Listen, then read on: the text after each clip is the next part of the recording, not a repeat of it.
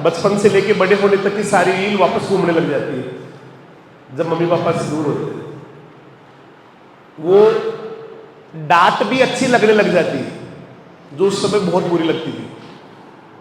बहुत बुरी लगती थी पहले जब मम्मी डांटती थी, पापा डांटते थे, या दो बहन भाई आपस में लड़ा करते थे, है ना, बहुत बुरी लगती थी। लेकिन अब वो बहुत अच्छी लग रही है, बहुत अच्छी लगती है। नहीं होता?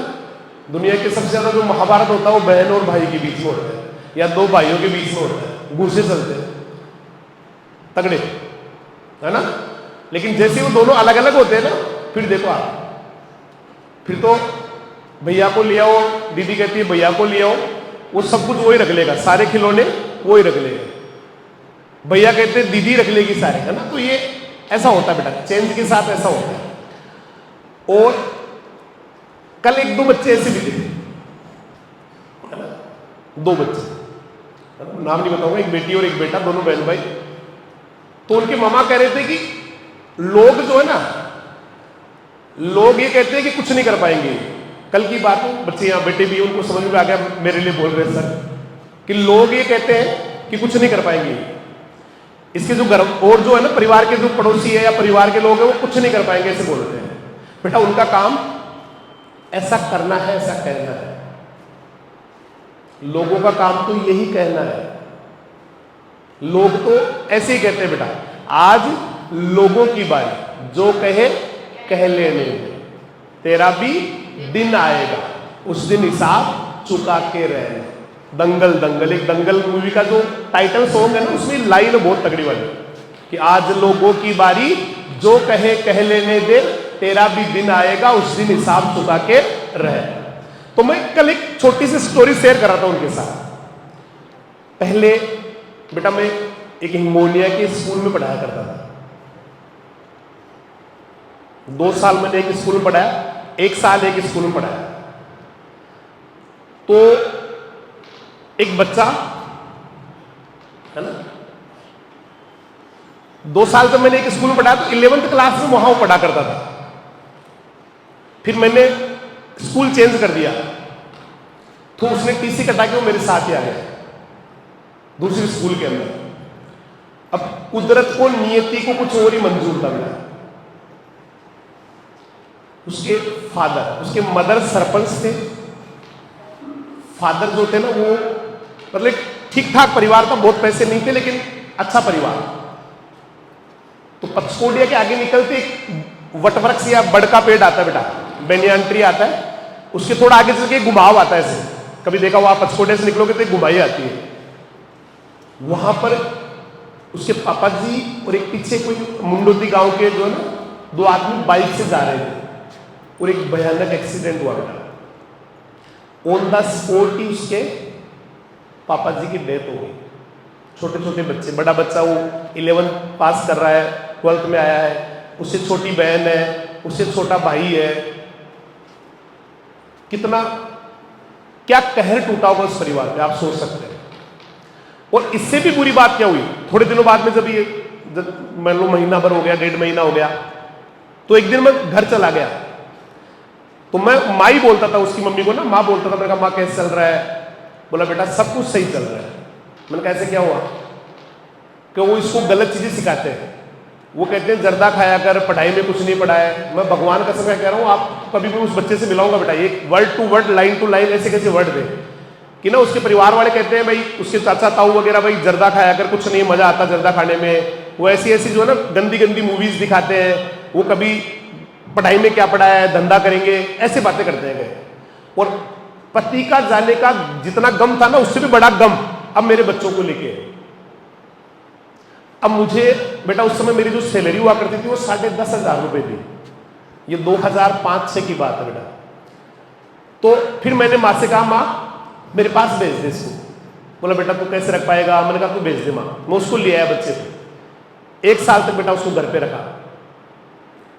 छोटा सा था, बिल्कुल छोटा सा, चंचल बहुत ज्यादा, बहुत चंचल था। मतलब ऐसे ना चंचल बच्चे जो होते हैं ना, वो गलत चीज भी बहुत जल्दी सीखते हैं, अच्छी चीज भी बहुत जल्दी सीखते हैं। माहौल का बड़ा बहुत तगड़ा इफेक्ट आता है उसके ऊपर, मतलब ज्यादा इफेक्ट होता है। जो सेंसिटिव बच्चे होते हैं ना, चंचल टाइप के, वो जल्दी इफेक्ट होते हैं।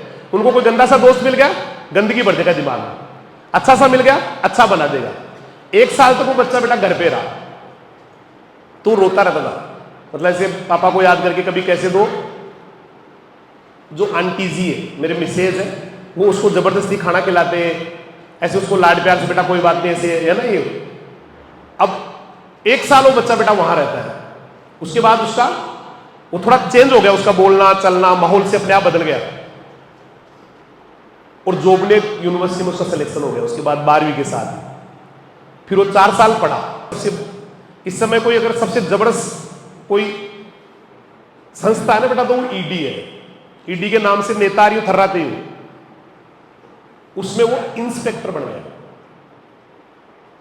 जो बच्चा भोला सा सीधा सा है ना, जिसको सारे लोग पड़ोस के परिवार के डिस्टर्ब करना चाहते थे, वो इस लेवल पे आ गए।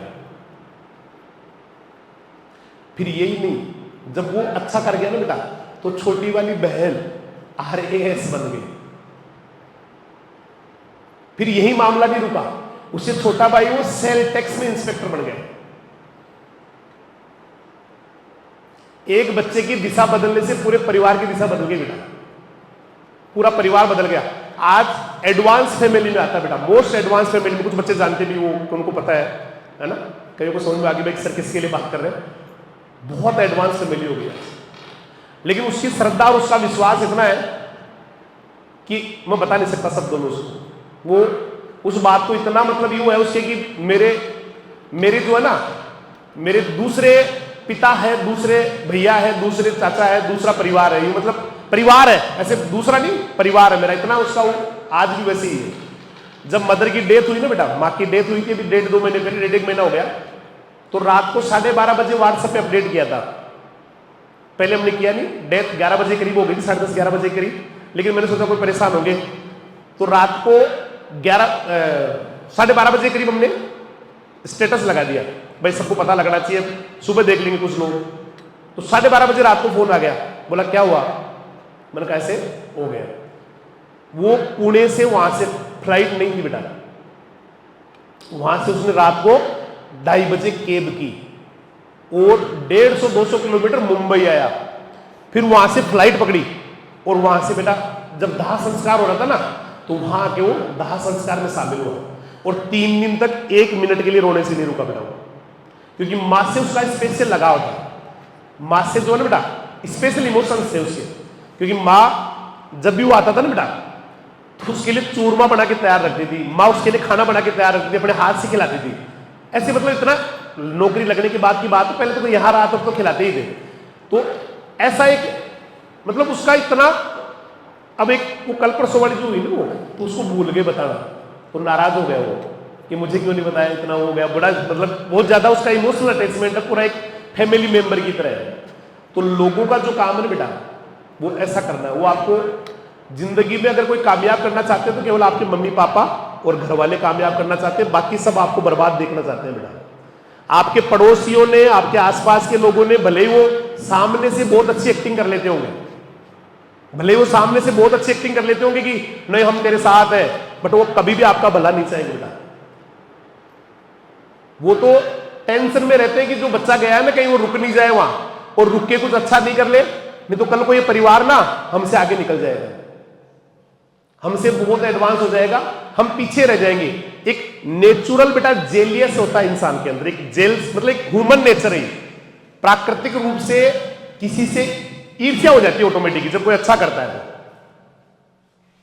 जब कोई अच्छा करता है तो नेचुरली दूसरे पड़ोसियों को ईर्ष्या हो जाती है।